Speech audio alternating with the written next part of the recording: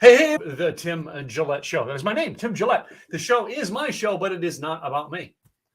It is about some of the coolest people on the planet. They are real influencers, and we're going to have a real conversation with them. Today's guest, believe it or not, we have met before, but like it's been so long, it felt like it was it felt like it was a millennial ago because it's been so long since we met and chatted that today is like catch-up time. It's almost like getting to know her again for the first time. So Kathi is as someone that I met many years ago at a conference here in Dallas. I think with my former mastermind member Sherry Prindle. All right, someone who I've done an awful lot of stuff with. Somebody I really need to get back on the new show is Sherry Prindle. But anyway, but Kathi is. We're going to find out what she's up to, what she's doing, and how she's doing things, and have a little bit of fun today. You ready to meet her? Here we go. Hello, Kathi. I'm in the house. You're here. So I believe, like, I'm trying to think where you live. You live in is it Vegas? Or I live in Las Vegas. Yep. Yeah. The other spot speakers live, Vegas or Dallas. Yes, exactly. The two hot spots. It is. So do you know? I think you're part of NSA out there. Do you know Scott McCain? Yes, Scott and I were really good friends. No, I do know Scott. Yes. I think everybody knows Scott, but who knows him personally is the ones I want to find out. I've been to his house, so okay. That, and I wasn't the one serving the drinks. Oh, okay. Scott was on the show in 2020, and I had a blast with him. That was the first time him and I ever talked. Yeah. Right? We'd known each other, who each other was, but we never talked, and that was our first time to talk. And like we're like old friends, and I'm like, I can't wait to hang out with this guy now. Yeah, he's a lot of fun. Yeah. So I know a couple of the other people from Vegas. I've been to James Malinchek's place out there. All right, and James, I think, has a place there and in Florida now. I don't know James. All right, James is big money speaker. He was on ABC's Secret Millionaire. All right, very well known for that. All right. Yeah. And he runs a platform. Really, his events are all about helping speakers make the most money from speaking. You know what I mean? It's really how to be profitable. And I used to tell everybody, he had the 5-day seminars on it. And I used to tell people who wanted to learn to speak, you want to learn how to make money as a speaker, go spend 5 days at James' seminar. Huh. Whether you can afford his coaching program or not is one thing, but you will know how the speaking industry works when you leave. Yeah. That's the way he is. So that was one that I liked about him. I'm trying to think who else I know out there. I know Al Jensen. I know Al Jensen. Yep. Yeah. When I got this picture with you and me when you had longer hair and I had shorter hair. Yeah. Because I text that picture to Al Jensen. Yeah. I was like, "Do you know this guy?" And he's like, "Yes, I do." Yeah. I think I've known Al. Al and I actually, there was a networking group that him and I were both chapter leaders in. He was the Vegas chapter. I was the Dallas chapter. And that kind of went by the wayside, and that one didn't work out. But him and I both jumped in on board to try to be part of that. Yeah, that's how I know him. He's a great speaker. I've had other people who were in my program that worked with Al too. Nancy, I can't think what was Nancy's last name.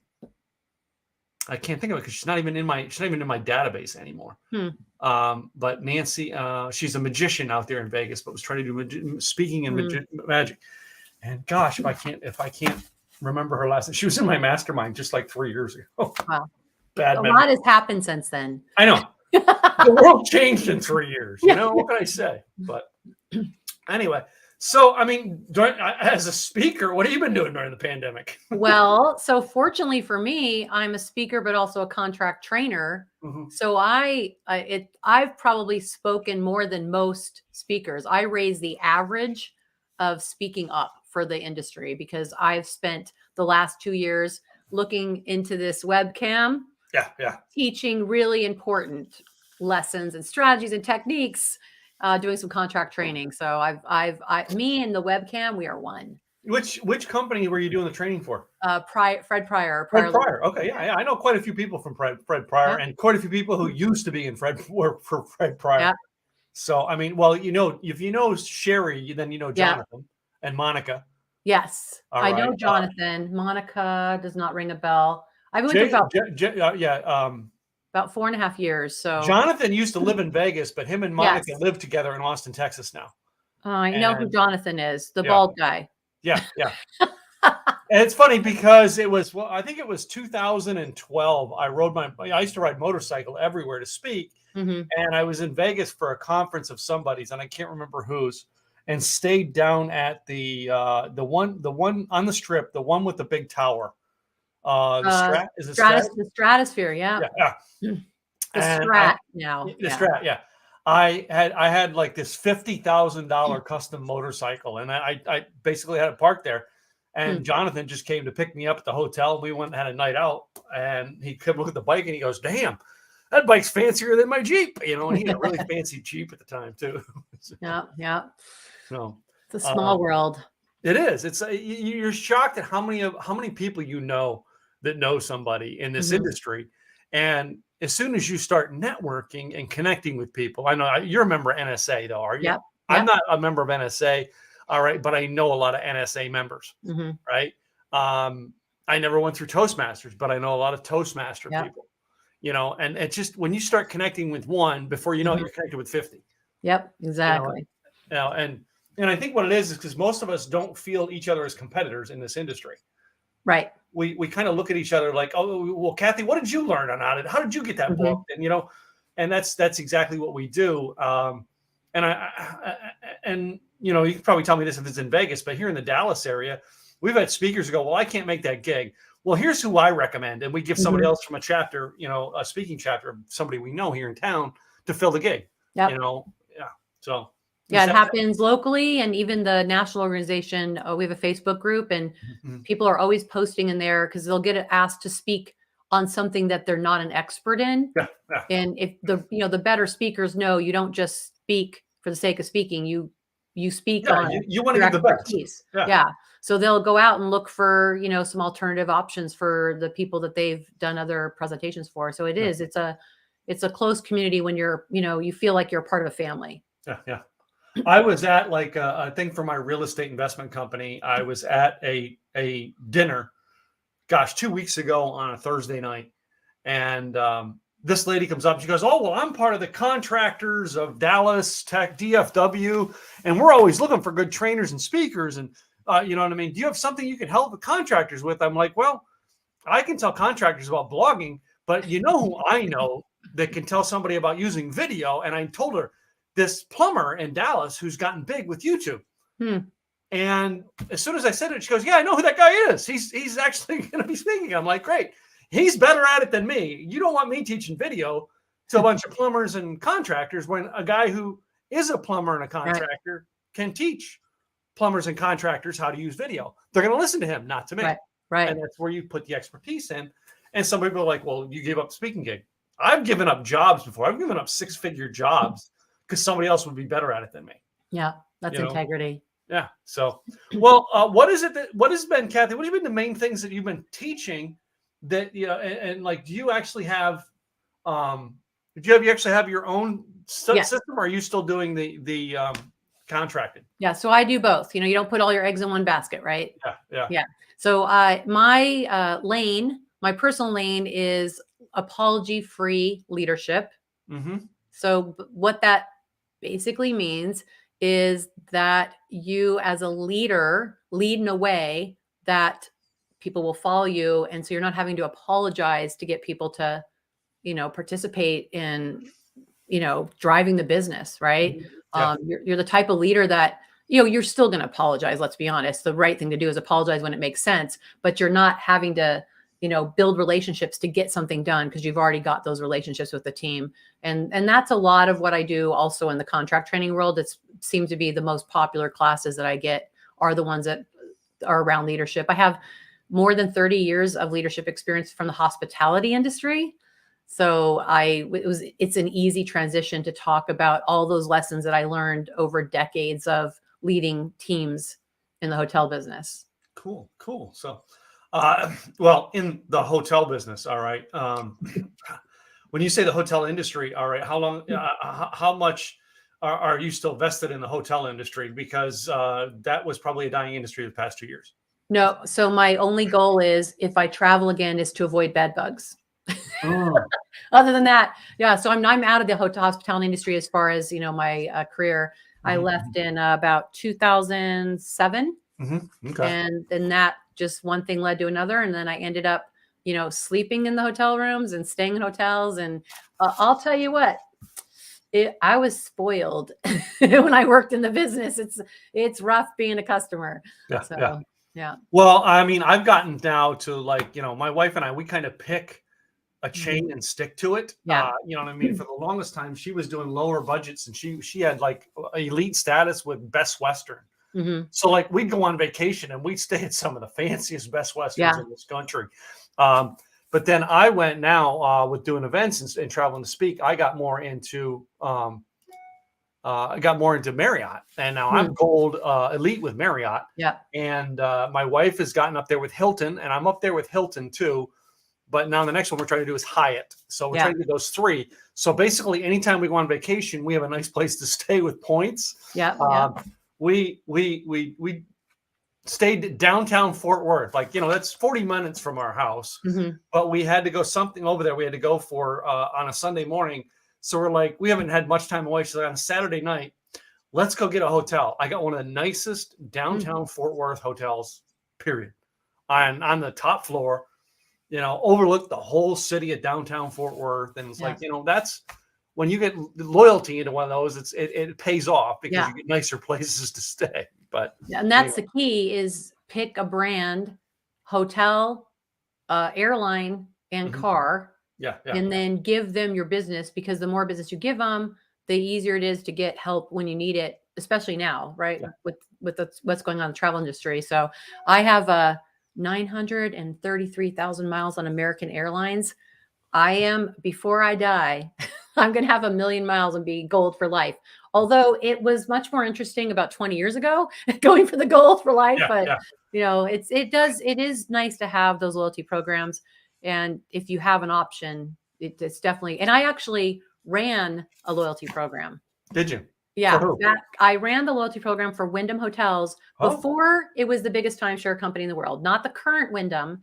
It was when the Windham was located, we were located at the Infomart in Dallas, the corporate office. The company got sold in 2005. I worked for them up until the company got sold, and I ran the program at the time. It was called Windham by Request. Yeah. So I booked a Windham one time to do an event.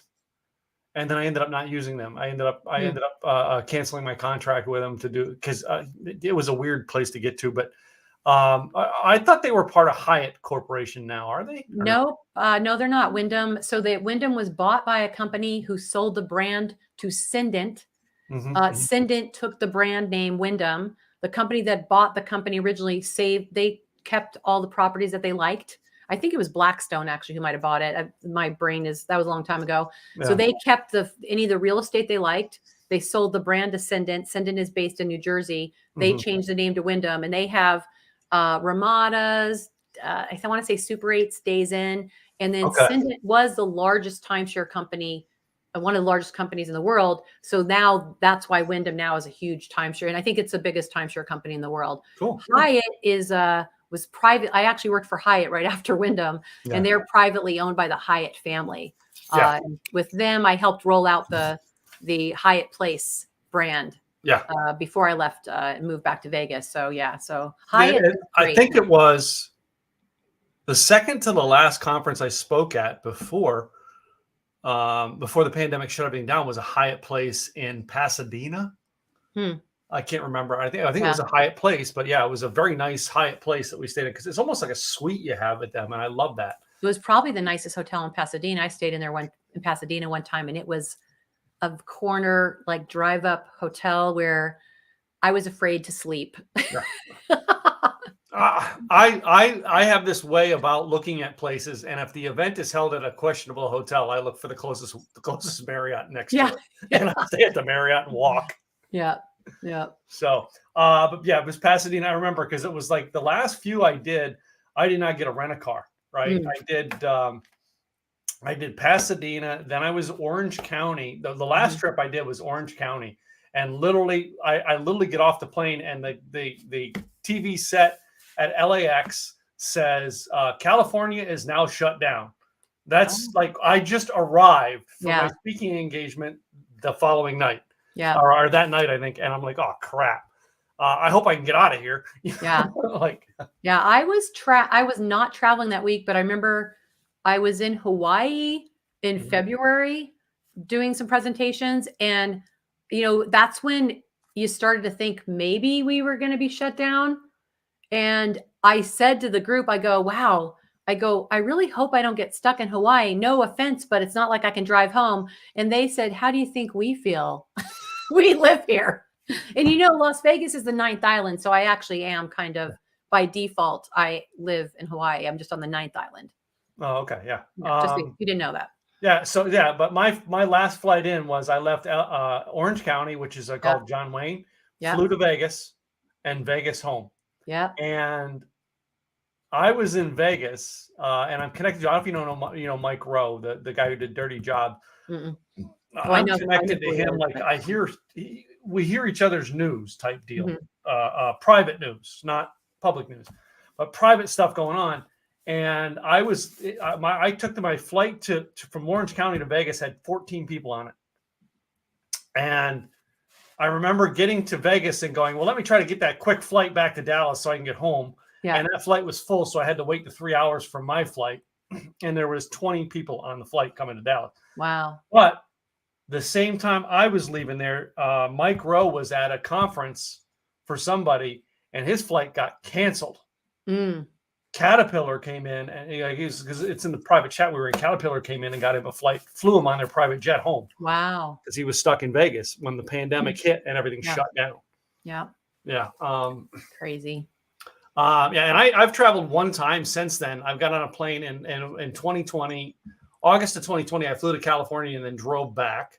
Yeah. Have not been on a plane since. And I think I still have a ton of miles. I'm Southwest. I've got a Southwest credit card, everything I built up with Southwest.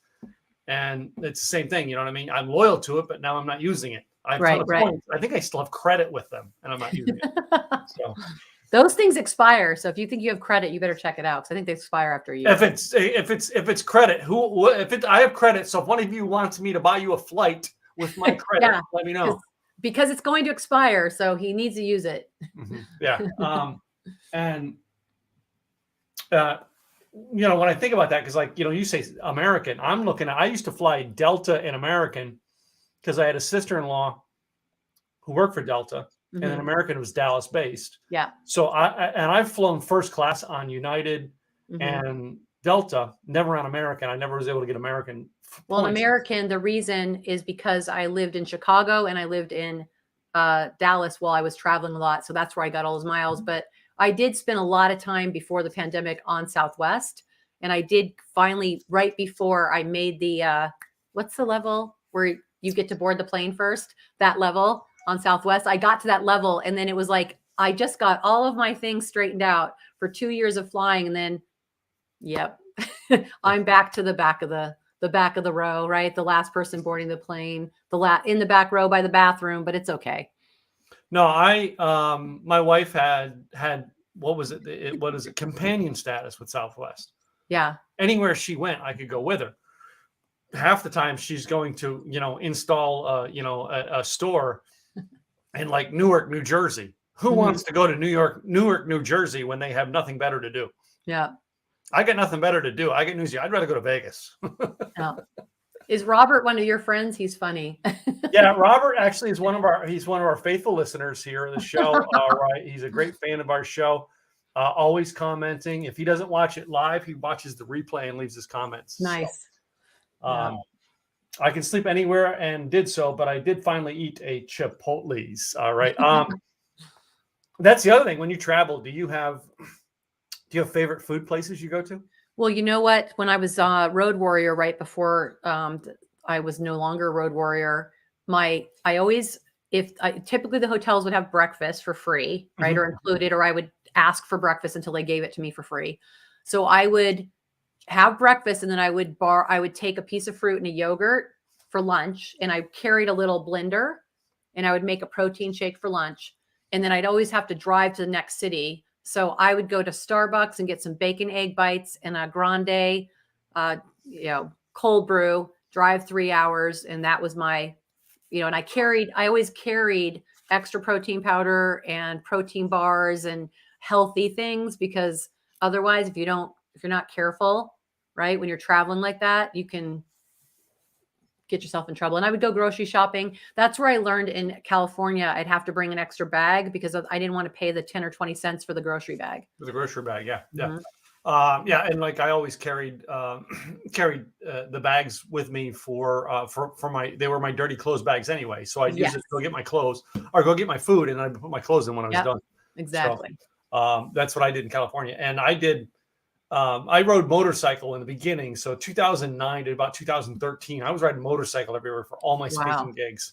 In 2013, I came back from like a 14 state speaking tour. And on a motorcycle, and the whole time I would run myself ragged because I would ride all day to speak at night, sleep, get up, ride all day to speak at night. And I did that for 3 weeks straight. And when I got home, I was so exhausted I slept for 2 days. Yeah. And I was like, man, I'm exhausted. Why is this way? Why am I not catching up? And that's where I learned food and travel, is I was eating junk food, and it was not giving me enough energy. And that's where we switched. It was 2014. My wife and I switched to mostly organic foods, whole foods, all right, that would give us, so we had the nutritions into it. And this past year, I got a juicer. Now I do a juice thing once a day. So yeah, you got to take care. When you're the product, you got to take care of yourself, right? Yeah, like the GOAT. Yeah.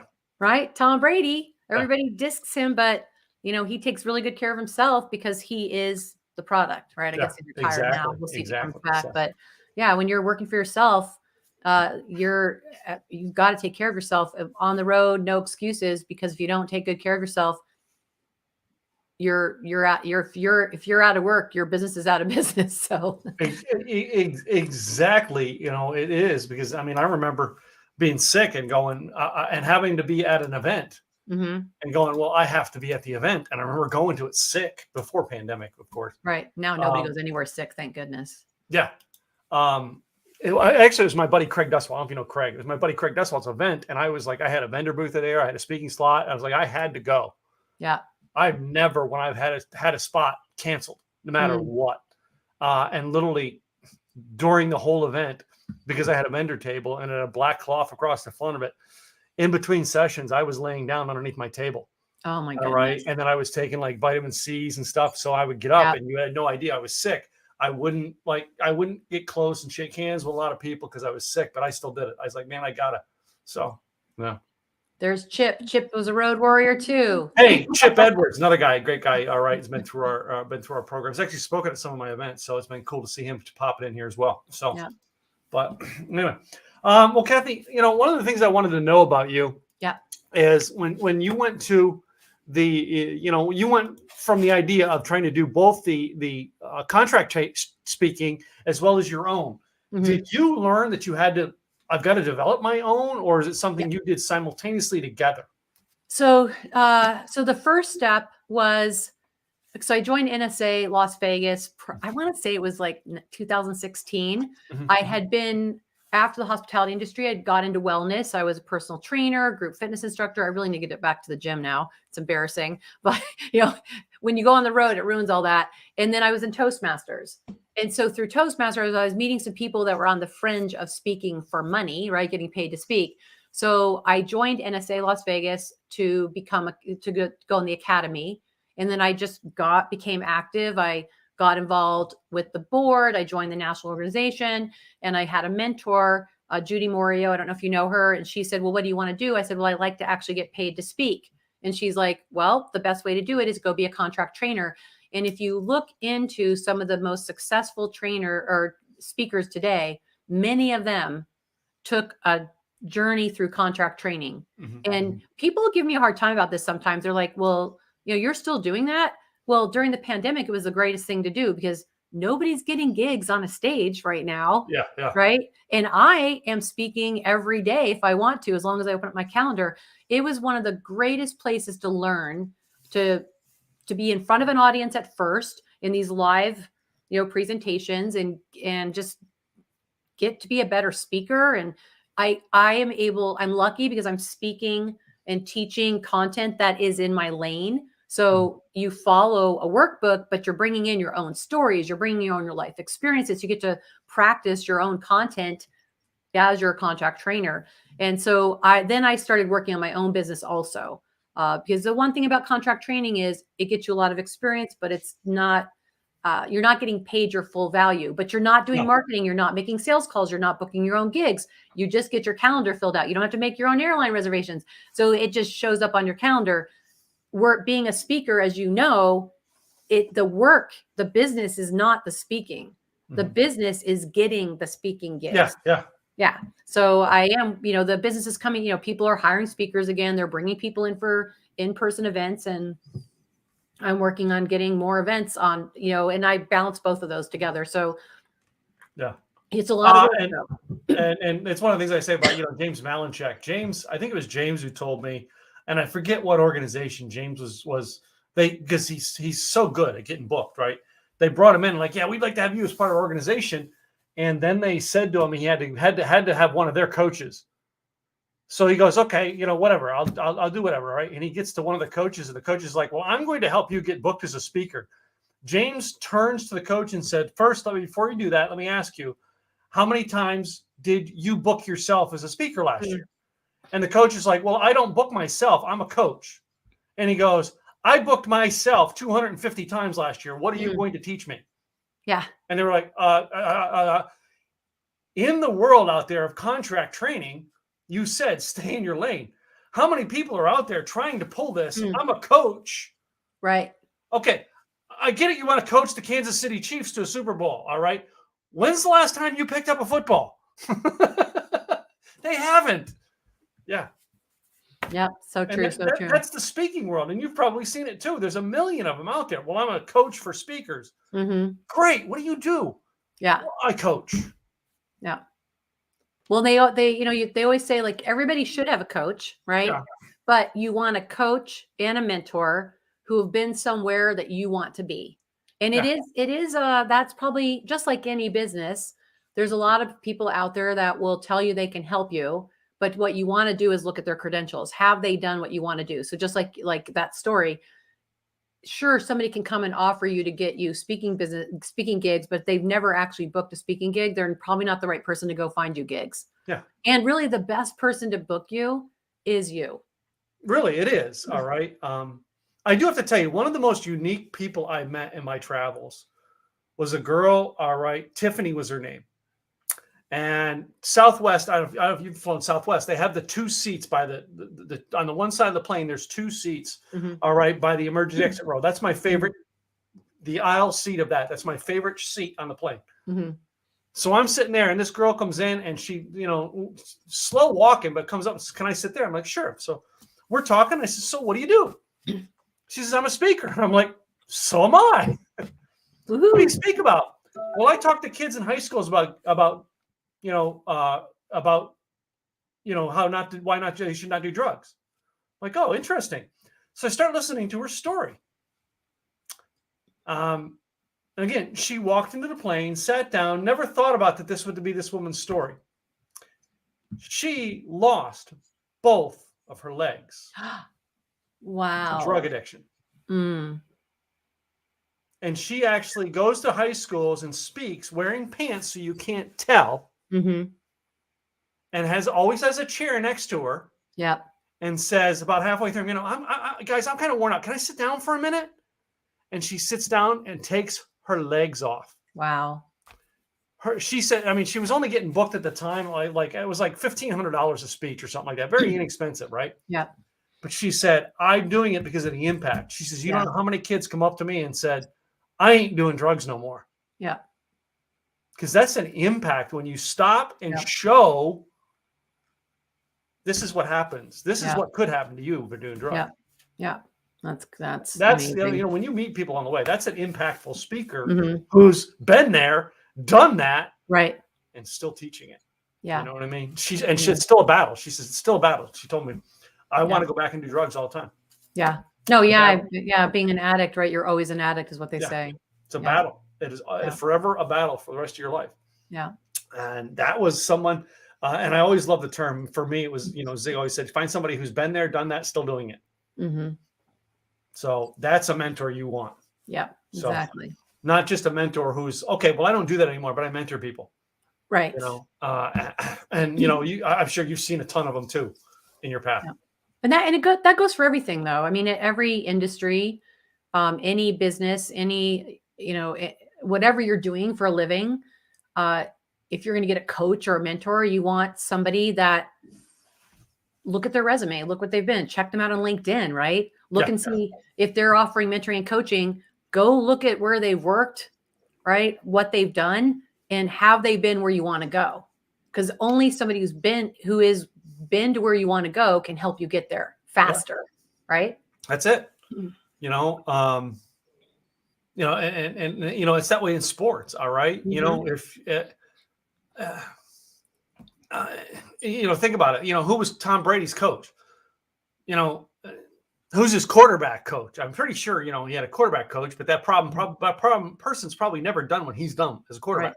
Yeah. But there's other aspects that made him do that, where he coached himself to that success. Now, Tom Brady could lead a school on how to be a quarterback successfully. Yeah. And he could probably sell the tickets to that all day long for 30, 40, 50 grand. It will be interesting to see what he does with his notoriety and his name. I could see him doing something more like in the wellness area, because he's very strict on what he eats and how he takes care of his body. It should be interesting, unless, rumors have it he might go back to playing football. We'll see. Yeah. Well, let me ask you this. As a speaker, who's someone that you want to hear speak? Oh, wow. It's interesting. So at NSA Las Vegas, one of our requirements here is that when we bring in guest speakers, because we have monthly chapter meetings, right? We bring in speakers that come and speak to our chapter about the business. And one of our rules are, and I'm the president-elect, so I'm incoming president. Jeffrey McGee is our current president. But our agreement is on the board is anyone who speaks to our chapter had to still be working during the pandemic. So they're a speaker who was still bringing in. So they adapted. Now, my dream speaker to come in is Phil Jones, and I can't tell you the name. One of his books is What to Say. Oh gosh. Oh really? Hold on. Exactly What to Say, I think, is one of his books. But let me tell you, because my brain does not work very well. But I listened to one of his books when I was learning back of the room sales, and he's all about these connections and how you. Oh, so one of his books is Exactly What to Say. Okay. And the other one. And he's got this nice accent. It's the accent. You want the gentleman with the accent. But here's and How to Persuade and Get Paid is the one that I listened to. So I had listened to him before I saw him speak at the 2020 national conference for NSA that was on virtual. And so I was like, oh my gosh, Phil Jones. I'm a weird groupie. So one of our speakers was at an event. They have a winter conference, and he was there speaking. And I'm like, can you please bring home Phil Jones? So my goal, she said she spoke to him, and he's open to coming to Vegas to speak to our chapter. So he's the one I have my eye set on, Phil Jones. I'm open to come to Vegas to speak at your chapter. Okay, there you go. So I'll put you as number 2. And I created a whole speaking. I spoke, through the pandemic. When people say I can't get a speaking gig, from May of 2020 to December of 2020, I spoke at over 50 events online. Wow. I never did that live. Yeah. Period. Yeah. And I started hosting my own monthly event because of that, and it's virtually as part of my routine. Going, and now I bring in 5 speakers. Well, 4 speakers now. I've lowered it down to 4 speakers a month, and I'm always looking. But that's it. You know what I mean? You find the opportunities. Just because the door closes doesn't mean. What's the old-fashioned thing? So God closed the door, open a window. Well, and that's, I think, what happened to people. And I even saw it happen in the contract training business is I did call a couple of people on that Sunday night, and I'm like, hey, where are you? Oh, I'm here. I'm like, I have a prediction. You're going to get sent home this week. Because I was talking to a few people, and I knew from what was going on that we'd probably get shut down. But there was people that I know in the speaking business that said, I'm going to wait 3 weeks and see what happens. And 3 weeks became 3 months. And what happens in just like any business that requires advanced work, you're working towards the future, is once you stop working on business, your calendar, Now it's not 3 weeks or 3 months. It's 6 months, 9 months, a year. And so there's a lot of people, and that's why our requirement is you had to keep speaking, because there's a lot of people that ended up retiring or leaving the business, going and getting a day job. And we're bringing speakers in to help us with our speaking business. It's hard to bring somebody in who didn't adapt. They didn't stay with it. They didn't look at their business and go, okay, I can't do this anymore. What can I do? So, there's a lot of people like you who embraced the virtual environment, and they were comfortable with taking the risk and figuring it out and painting a wall and buying some cameras and lights, and they figured it out. And that's the difference. But that's a difference in business too. The leaders who adapted, who didn't wait, they weren't pondering and they weren't indecisive and wishy-washy. Those are the businesses that have thrived. And when you look at example is, are you familiar with Fry's Electronics? Yeah. So Fry's, I remember, so my birthday's in February. So I remember this happening 1 week after my birthday last year. Fry's, February 24th, Fry's closed all their doors. It was an announcement in the news overnight, no warning. And I read the article, and it's interesting because 6 months before, Best Buy had their best quarter in the third quarter financially in 25 years. 6 months later, Fry's closes their doors. And you have to ask, were they stuck in that boardroom, not moving online, whereas Best Buy totally ramped up? And I did go to a Fry's about 4 or 5 months before that. And I was like, the shelves are bare. You can't buy anything online with them. You had to go to the store. And my theory is they didn't adapt. They were waiting for the pandemic to be over. Yeah. Right. That was, remember the early 2000s, that was the Toys R Us model. We're not going to build stores online. We're going to build, you know what I mean? And Amazon came in and took over their business. Yeah. So you got to adapt or die. Yeah. So, and well, one of my coaches has always said, he's got this thing where he said, change or die. And his story that he always shared with it was the average person who gets a heart bypass dies within so many months. And when he said that, all right, the first time I heard him say it was like a year and a half after my father had died. Wow. It was a year and a half after my father's heart bypass. He died because he didn't change his habits. Yeah. You know what I mean? Well, I got this surgery. I'm good. And then they don't make it because they don't change that. It's change or die. Yeah. And that's literally what happens in that case. So, yeah. And when you watch, even after 2 years, people are still trying to go back to the Wayback Machine. And there is no going back. Yeah. The only way forward is to learn to adapt. And I even feel like the word resiliency has been thrown around a lot. But when you think about what resilience is getting back up, dusting yourself off, right? It's bouncing back. Yeah, but adapting is bouncing forward. Yeah. Right. And that's really experts predict that just because of the pandemic, we are going to have the most rapid change and innovation and growth in the next 5 to 10 years. And so if you haven't already started changing and adapting, you're going to find yourself the gap bigger and bigger moving forward. So that's like kind of my thing. It's like you adapted, right? I adapted. Some businesses have, some haven't. Some leaders have, some haven't. But the adapting is going to be the key thing. It's going to be not trying to go back to who you were, but redefining who you're going to be in the future. Yeah. So, the biggest thing I did during the pandemic was actually cement the process that is my show. This right here now. You cut your hair. Huh? You cut your hair. I cut my hair, but yeah, I'm just kidding. Yeah, I did. But that was the first thing to get active immediately. Was, even though I couldn't get speaking engagements, I'm like, well, I can't do that. Yeah. But I know a ton of speakers sitting at home right now. I'm going to run, and I think the first it was March through May. I tried to do it in 30 days and it didn't work. All right. Yeah. But I said, I'm going to do 100 interviews in 30 days. So I'm looking everywhere to book people as guests. Right. And I came short. I think I came to 85 in 30 days. Still, that's more than I've done ever since. And I'm like, I'll never do that again. Right. Because I was interviewing people all the time, but I adapted and that helped me refine the process that is my show today. Now I'd had a show, I've done a podcast / TV type show since 2012. Wow. Yeah. All right. And I finally have a process down now that works because of the pandemic.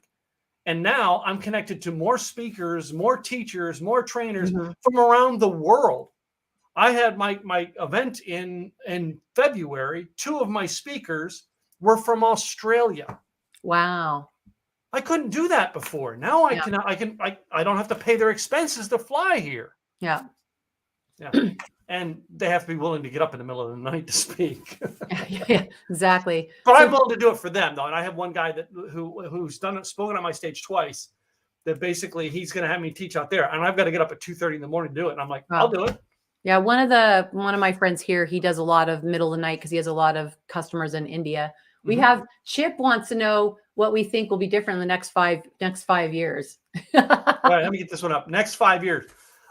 So here's what I'm saying a lot is like the virtual hybrid thing is going to be a month for a while. Yeah, it's not going gonna be away. a cool deal. I don't like the hybrid type events. I won't do one. I will speak at one. I've spoken at a Rotary Club in Portland, Oregon, where it was half and half. Yeah. All right. But I did it from here. I think you're going to see more and more of your veteran speakers like Bob Berg, who's been on the podcast like 5 times. Bob Berg told me the last time he was on my show that he will not travel to speak anymore. He's done. He said, I will only do it from my house. If you don't want me, via Zoom, I'm not available. And I can tell you for contract training, I will do it. I will do contract training from my pink room, but I will not get on an airplane to do the contract training. I will get on an airplane for full fee booking me directly, but not for the contract training. I think the other thing too is watching technology, because the technology is what everybody had to get on board with technology really quickly. And so, and the other, like, kind of the scary things to me is like the the metaverse, like it's the next level of, social media, because now people are buying space and real estate in this meta universe or metaverse. So I think we have to kind of watch how technology evolves. Are people resisting it? Are they going with it? How does it change, money, the way we look at money and Bitcoin and all that? And this is not an area of my expertise. I'm still clueless on it. It's on my radar that we have to understand how money changes, when you're talking about not traditional money, where the platforms that we can be involved in and be open. And look, I just turned 60. I know you're going to be shocked by this. Pretty damn hot there for a 60-year-old. Yeah. So I'm a baby boomer, but I'm a very high-tech baby boomer. And I believe that we have to be, open to what happens with technology. Now, I'm speaking at an event in March, and they decided not to do a virtual option because there is a lot of resources and money that goes into having a virtual option for an in-person event, but people are still going to provide hybrid. And, we just got to be open to and not resist the changes in technology. And, I think we'll see a lot of organizations that never go back to in-person employees. Yeah, you're right. Or employees saying, I refuse to work in the office. I refuse to go back. Yeah. We're seeing a lot of that now. So. Yeah. So, I mean, it's, the predictions, what we predict will happen. I'm definitely not one of those predictors, but experts are all saying we've got to be open. And I think the key is you can't resist what's going to happen the next 5 to 10 years. You have to be open to adapting to it and finding a way to make it work. And the people that have survived even this industry, the speaking industry, it's because they've adapted. Right. Yeah. So I'm curious, do you have any places that you won't travel to speak? No, I would probably go, if it's the right audience and it's, I'm being reimbursed for my time and my knowledge, I'd probably go on an airplane anywhere. And the cool thing is, because I was really sick before the pandemic, and no, I don't think I had COVID, but I had a doctor tell me to wear a mask on the airplane. Before masks on airplanes were cool.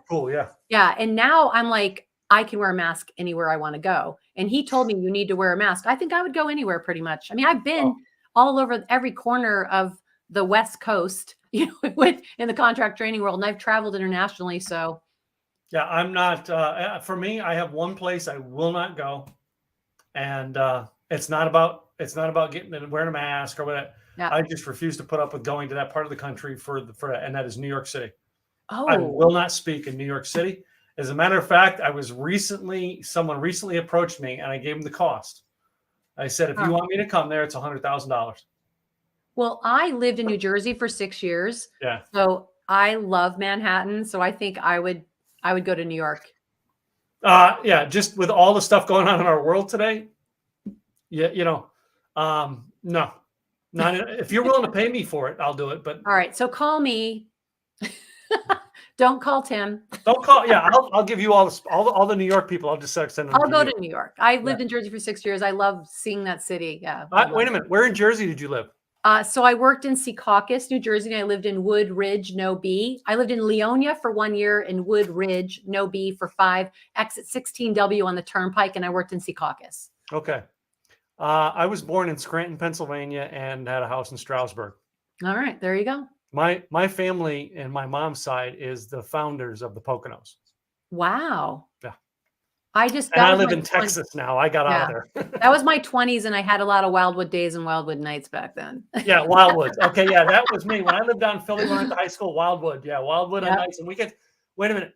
And we used to do like after work trips just to go down to Atlantic City and back. Oh my God. Yeah, we didn't do that, but I can tell you that's when I learned what pleather was, because one of the places we used to stay, we were all in our 20s, it had a pleather sofa that you took the pleather cover off of it and it was a bed, yeah, good times. Yeah, we could tell stories there, but we won't. Oh, I love this, Rob. Can I add one more thing? Robert says, if you don't ask, you won't get it. I would increase your price. Yeah. And it's $200,000 to go to law. But that's one of the great lessons of life. It's always a no if you don't ask, right? So the key is you have to ask. If you don't ask, it's a hard no. So say yes to yourself and then ask. And the worst thing. So for the record, I'm willing to go to New York. The price is just a lot higher. There you go. So yeah. So there you go. And I asked you the question, all right, what speakers you want to hear? All right. In 2018, one of the people, I actually tried to go for both because both ex-presidents were speaking at this conference at the time. Yeah. And that was Clinton and Bush. I was there to see Bush, but I've not seen Clinton. Yeah. I've seen Hillary speak, but not Bill. Yeah. All right. And I still, my one I want to hear as an ex-president is Barack Obama. Oh, I would love to see him speak. And I did just because I lived in DC at the time because of the hospitality industry. Yeah. I went to Clinton's inauguration on the Mall. Yeah. With like millions of people, and it was raining and it was a mess, but it was kind of cool to be able to go to that. Yeah, and then I was at the did he run against Gore? Is this No, he ran Bush. Bush ran against Gore. Who was Bush's? So who did Clinton run against? The vice president was George W. Bush Sr. And then who was the vice president? Second one, he ran against Bob Dole. Okay, because I went to the party for the losers when Clinton won because somebody had tickets. It was really an interesting time living in DC, being able to do those things. Yeah, and wait a minute. I want to see Barack Obama speak, and I am not a Democrat, just for the record. I'm neither Democrat or you said no politics on the show. I'm not Democrat. I'm not Republican, but I would love. It has nothing to do with the politics of it. It has to do with ex-presidents. Yeah, these are men who are trained to speak. Yes, from what's given to them as a speech. But many of them, and I do mean many of them, are very skilled speakers when they're not having to fit into a box. So and that's why I wanted to see them speak. It's interesting. I teach a little bit about confirmation bias in one of my classes. And I found a video that talks about when JFK and Nixon spoke against one another, did a debate. It was not everybody saw it on TV.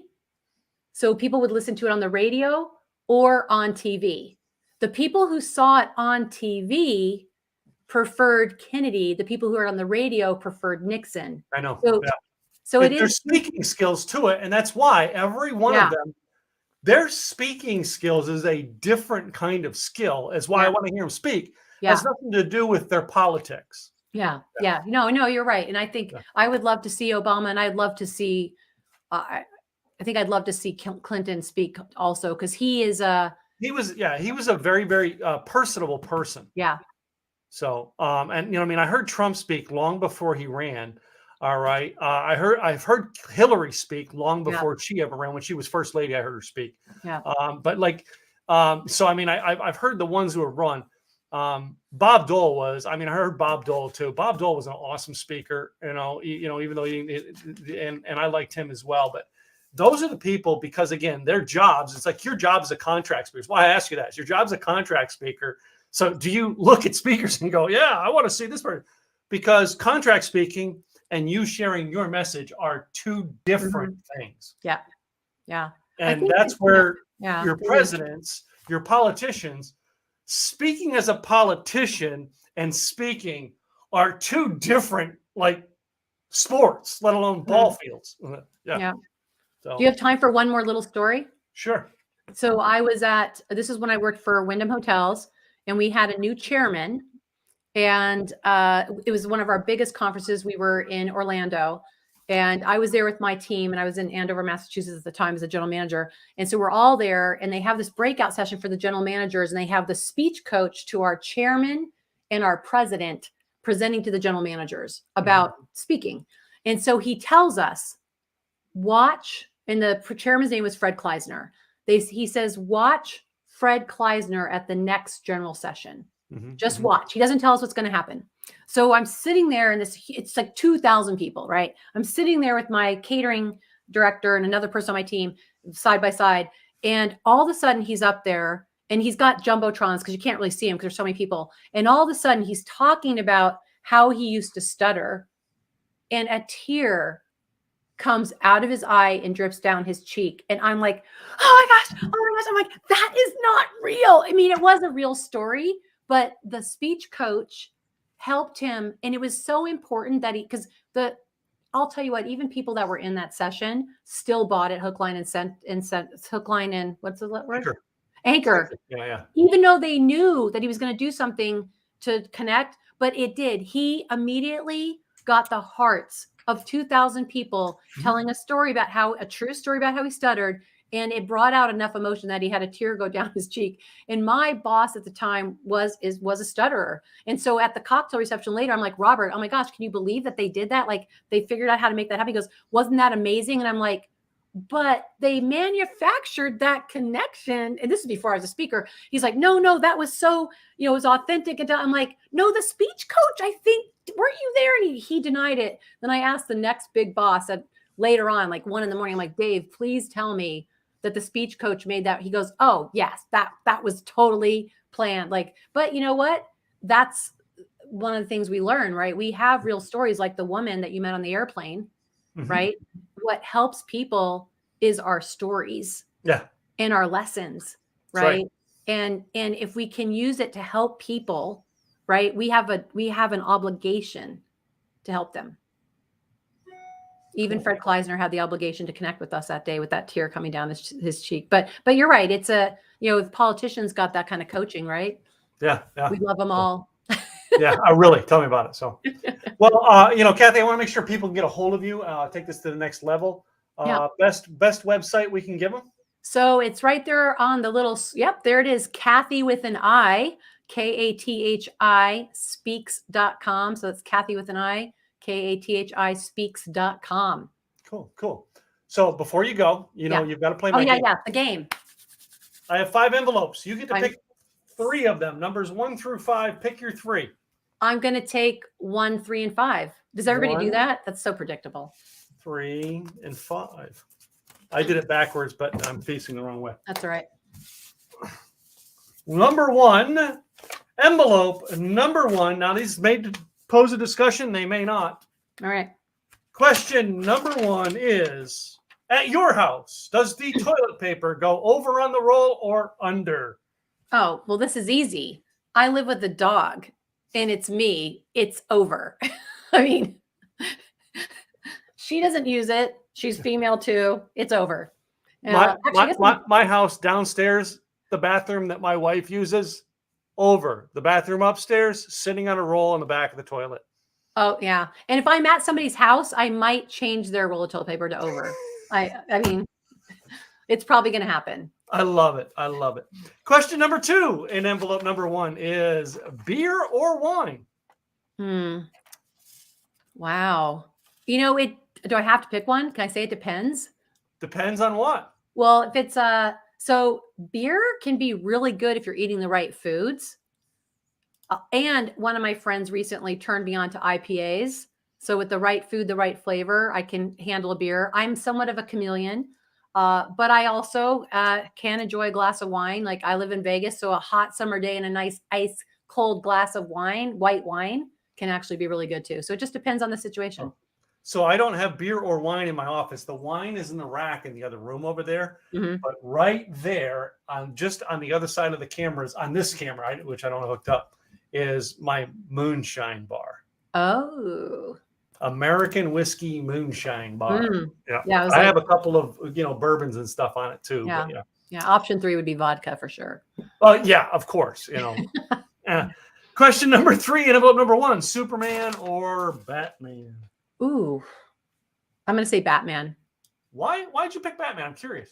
I don't, I think because my age, I used You're still thinking Michael Keaton is Batman. Well, yeah, or Adam West. Batman. They used to. I mean, it was like those corny old shows, the Batman shows when you're a kid, and there's Adam Batman, West. Robin. Yeah, that was Adam West as Batman. Yeah. So I mean, I don't know. It's like when I was the Batman character, though, in the movies nowadays, is like a really sinister, like dark person.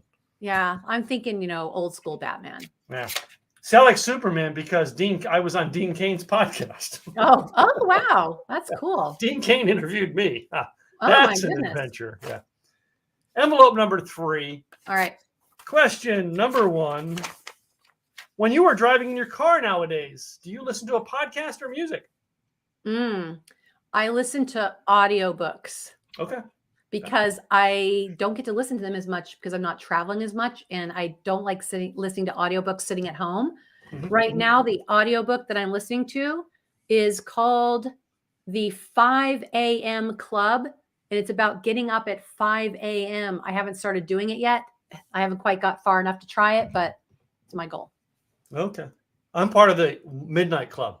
We go to bed after midnight. Well, that's what's going to have to happen. I'm going to have to stop. That's going to be my next book, The After Midnight Club. Yeah, I'm going to have to go to bed earlier to get up at 5 a.m. Question number 2: high heels or boots? Oh, boots. Boots. Now you realize I'm in Texas and what kind of boots I'm talking about, right? Well, yeah, no, and I actually have some cowboy boots because when I left Andover, Massachusetts, and I was moving to my corporate job running the loyalty program for Windham hotels, they gave me a pair of cowboy boots, and they told me, if you're not going to wear these, let us know because they're expensive. And I was like, I still have those boots. And boots are much more comfortable than high heels, considering I'm wearing slippers and flip-flops or no shoes at all right now. So yeah. Well, no. My first speaking gig, I had my pajama bottoms on. Yeah. And my suit coat and shirt and everything. Yeah. I did my first live event that I did in November of 2021. I actually walked out on stage, suit, jacket, shirt, pajama bottoms. And I walked out with slippers and went, oh, this isn't on Zoom? I love that. Question number 3: at the movies, popcorn or candy? Both? No. Candy. No. I had someone on the show a couple weeks ago who told me they take their M&Ms and they go into the theater, they dump them into the popcorn and mix them and then eat them. Yeah. Kettle corn, though, I would choose kettle corn over candy. Well, that's true. Yeah. So, all right, let's move on to our last envelope. Envelope number 5. Question number 1: do you prefer to get a phone call or a text? So text if it's simple, but phone call if you're going to be like blasting me out on text. Yeah. If it requires more than like 3 lines, just pick up the freaking phone and call me. But if it's simple, text. I like it when they text me and say, hey, you got a minute we can talk? As opposed to just calling me. Yeah. So anyway, question number 2: which do you hate more, snakes or spiders? Ooh. I would say spiders. Spiders. Yeah. Okay. All right. Cool. Go. And question number 3: are you a dress up girl or are you a yoga pants girl? Well, considering the COVID-19 for me is like the 19 pounds, I'm in yoga pants. I didn't know that's what the 19 stood for. Yeah. And I did tell you before I was a speaker, I was in the wellness industry, which, so I have a lot a lot of gym clothes. So, and they do expand. I don't, there's a lot of people that I haven't seen on stage in a while, and I'm worried about whether I want to see them in mini skirts again. Yeah. So anyway, Kathi, repeat your website one more time so people on the audio as well as the video can actually see and get to know you more. Right. This is funny. Robert says he has a friend that calls the COVID 40. We Yeah. need to get out of COVID so it's not the COVID 60. Yeah. So my say that again. So my website, Yes. Kathi, Kathi speaks.com, kathyspeaks.com. What was the second thing? I just was making sure you said it so people in the audio heard it. Oh, yeah. Hello, audio people. Yeah. So anyway, well, Kathi, I want to thank you for taking time out of your schedule. I know we went a little over schedule today, but we had a good conversation. I kind of like this. So thank you for coming and sharing with my audience and just being you. I love it. So I appreciate it. Thanks for having me. I had a lot of fun. Cool. To you guys, listeners, I know we've had Robert, we've had, some of our faithful ones, Robert, Ken, Chip was in there. Raina was in there. There's a lot of people stopped by today. We appreciate you all. I appreciate every one of you who are a listener of our show. Please go to YouTube and subscribe to our YouTube channel, as well as where you get your podcast. Look for Tim Gillette Show. I'm Tim Gillette. I'll be back next week with another great guest. Have a great day, guys. Bye.